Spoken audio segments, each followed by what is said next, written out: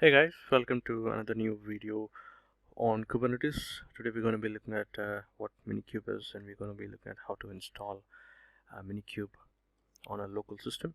In the previous video we looked about the different ways in which you could install Kubernetes on a local system, but on this particular video we'll be looking at how to install Minikube on your local computer.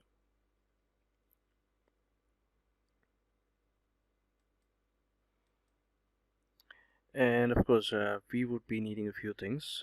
We would need, as a prerequisite, at least two CPUs for this, 2 gigs of RAM, 20 gigs of hard disk space. Of course, need an internet connection, and of course, either you can use a container environment or a virtual machine manager to be used along with your Minikube. And you can use either Docker or Podman for your containers, or for virtual machine manager, you can use HyperKit, Hyper-V, KVM, Parallels, VirtualBox, or VMware.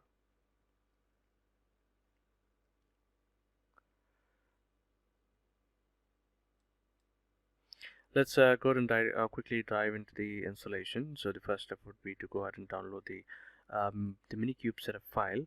I've already added the path here from where you can download this. I'm going to add this particular part in the description of the video, so you can go ahead and download it to your computer.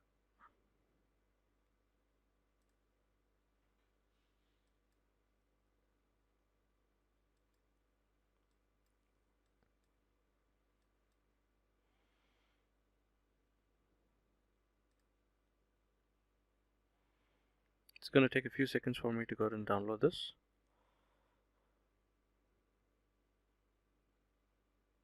And there you go, it's gone ahead and downloaded the file here. We've got Minikube installer downloaded locally. Let's go ahead and try to install the same. I'm going to choose the defaults for the installation. As you can see in the screen, I'm going to choose the default path. It's going to hardly take a few seconds here. Once it is installed, let me go ahead and verify the installation.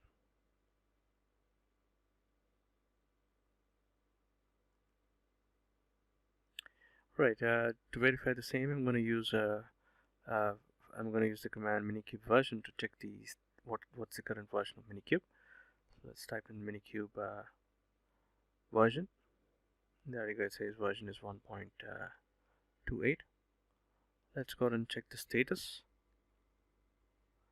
Minikube status, of course, there is no current clusters that are running, so there would not be any output. And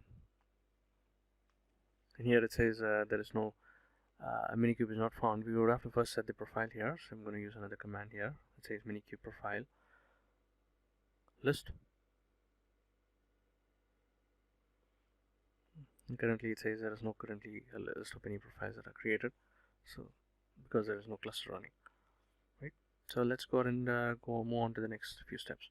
And by the way, if you note here, we can also go ahead and set you can start the cluster with different options. You can set the memory, we can set the CPUs, we can set the Kubernetes version with which you want to start the cluster by using the config command, or we can send this as a parameter with the Minikube start command.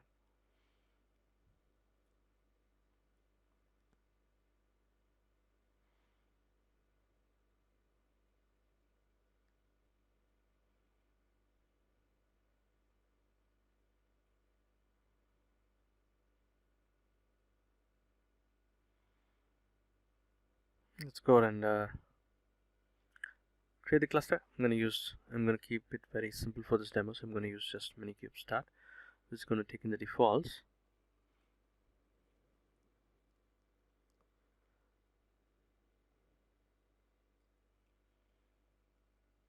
And it's going to take some time here. By the magic of video editing, I'm going to go ahead and fast forward all of this.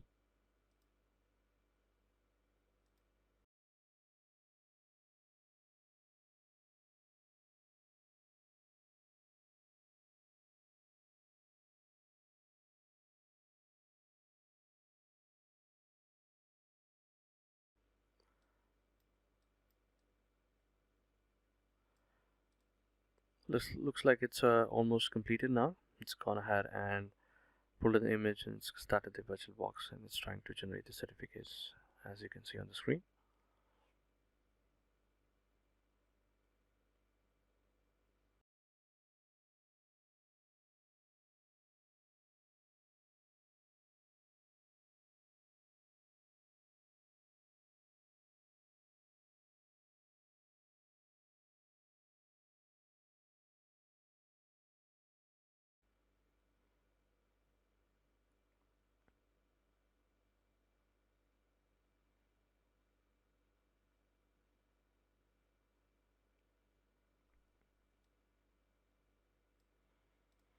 There we go. Looks like our cluster is set up by Minikube.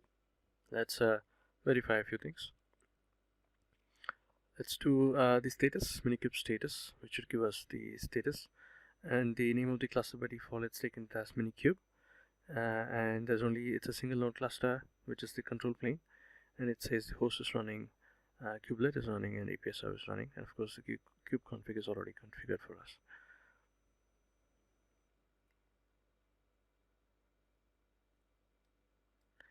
Let's go on to the next step, and before we go on to the next step, I want to just say that we would have to, if in case if you want to know where is the configuration files that is related to Minikube, it would be under your home directory. In case of Windows, it would be under the user directory under your name, and there would be the different folders corresponding to that. And if you want to get the private key for SSH, you would be using the path that is shown on the screen here.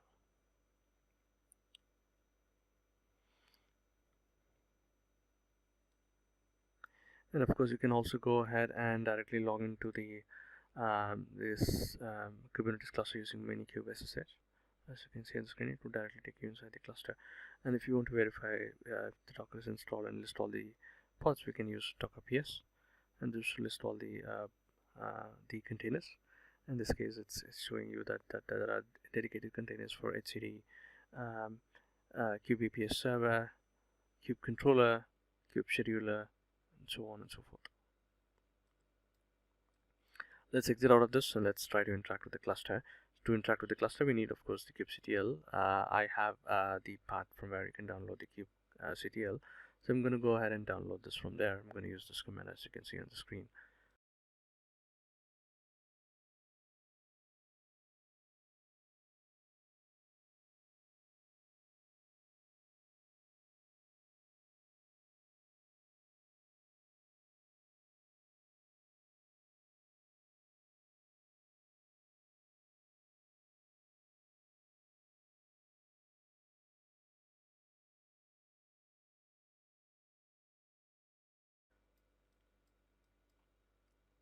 And there you go, it's gone ahead and download the same. Once you have this, you can actually go ahead and try to get the version of your kubectl. It says currently the version is 1.1, and let's try to run a few more commands like cluster info. It says the cluster is exposed on 8443. Let's try to get the nodes on the cluster.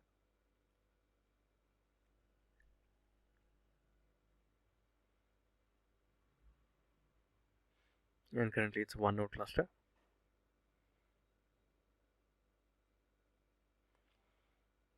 Let's try to verify the network on which this particular node is running. And it's running on 192.168.99.185, and of course it's got the Docker runtime, and it's got OS image as per root. Let's get the pods. Currently there are no pods running on the default namespace. Let's see the pods that is running on the kube system namespace. And you've got the usual components of Kubernetes, which are the controller, API server, the scheduler, provisioner as an add-on, but etcd are the usual suspects. Let's move on to the next step, which is managing your cluster. We can use Minikube pause to pause your cluster, stop to stop the cluster. And of course, if you want to get the IP on which the cluster is running on, you can use the Minikube IP.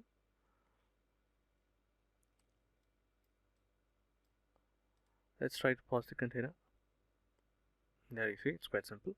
Just pause the container. We can resume it at our convenience. And say if you say Minikube start, it goes ahead and starts the container back for us.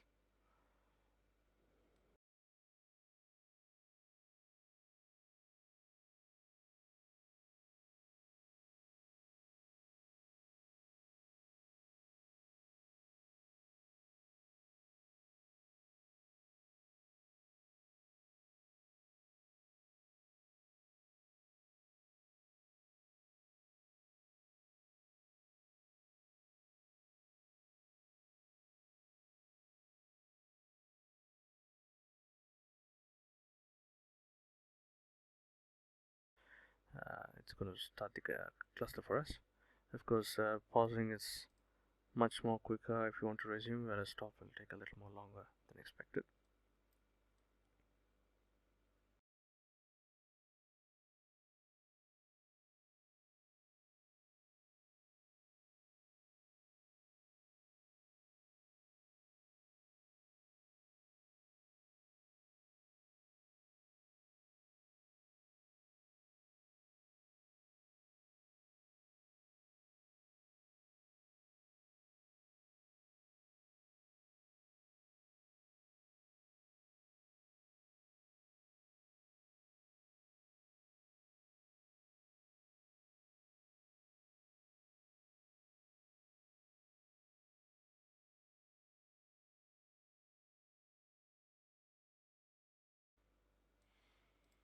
Let's move on to the next step. If you want to give a name for your particular Kubernetes cluster, we can specify it as Minikube IP.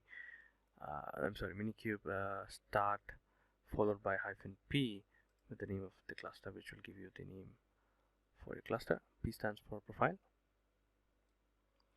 Let's go ahead and list all the add-ons for your cluster in Minikube.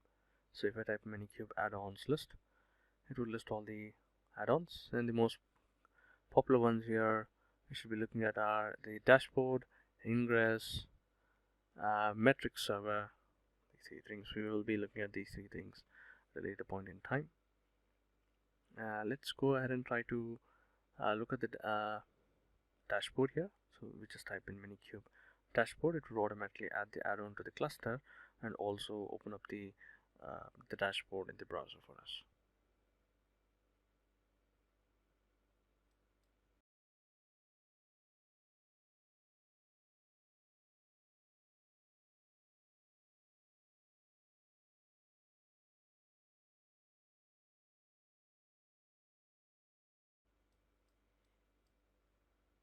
There you go, you've got the cluster that is launched and visible in the dashboard.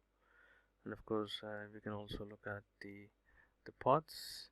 Currently, there are no pods, the default namespace, but if you look at the namespaces, you have kube system, kube public, default, and of course the Kubernetes dashboard, which gets created automatically when you add the dashboard add-on. Let's look at the nodes. Currently, we have got only one single node, and shows you the CPU request, cores, limits, memory requests, and memory limits. We will be looking at this in detail in a later video. Let's go and cancel this. Let's go ahead and delete all of this.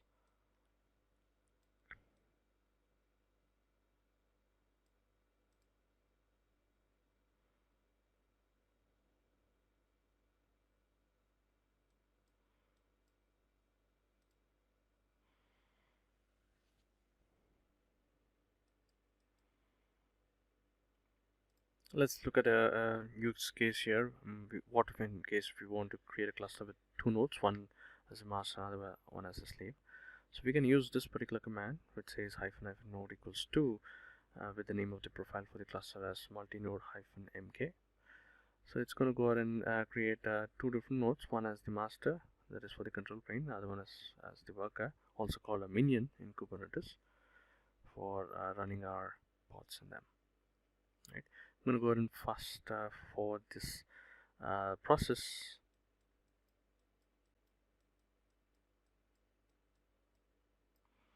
Looks like it's almost done with the first node. It's going ahead with the second node.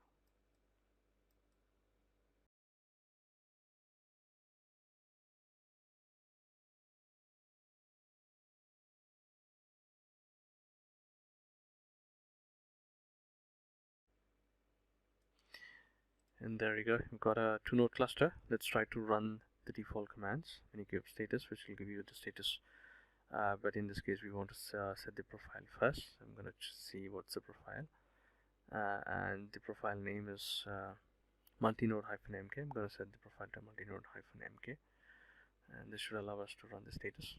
And currently it says the name of the cluster to be multinode -mk, and it says multinode mk is the control plane and multinode mk -m02 is your worker.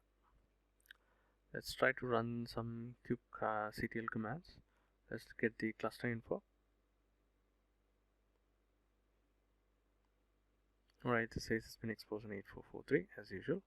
Let's try to get the nodes. It says one is the control plane, the other one is actually the worker node. Let's see the network for the nodes with -o wide command, and both of them are running in the 192.168.99 network with the IPs 104 and 106. Looks like the Docker is a runtime for both the nodes.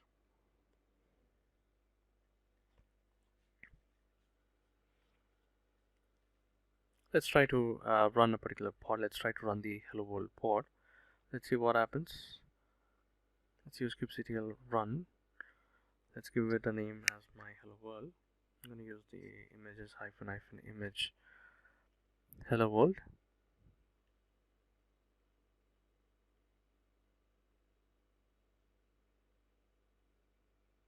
Now let's see the current status of the pods. So if I'm going to go ahead and use kubectl get all, it's going to show you the list of pods. Currently we have got just one pod here. It says my hello world.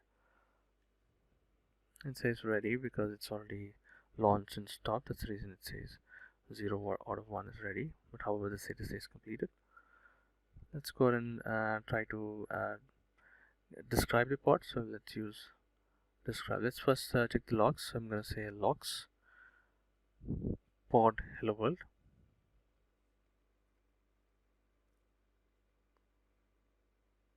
Right, it should be pod / hello world. Let me go and change that.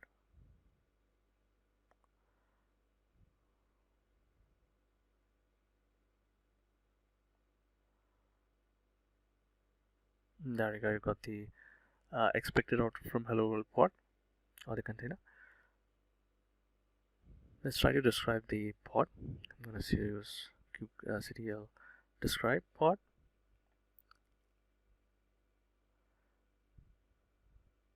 And there you go. It looks like it's tried to pull the image, and then it's tried to launch the container.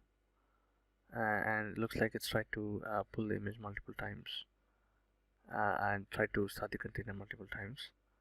That's the reason it says at the very end it says back off. So if I go ahead and get the pods again,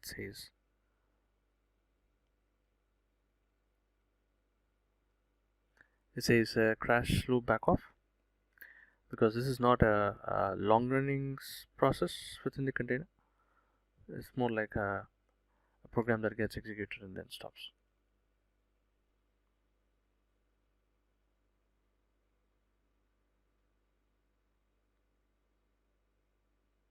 Alright, looks like that concludes the demo for Minikube. In the next video, we will be looking at how to actually install Kubernetes on Vagrant using K3s, which is a minified version of Kubernetes, but however it is production ready.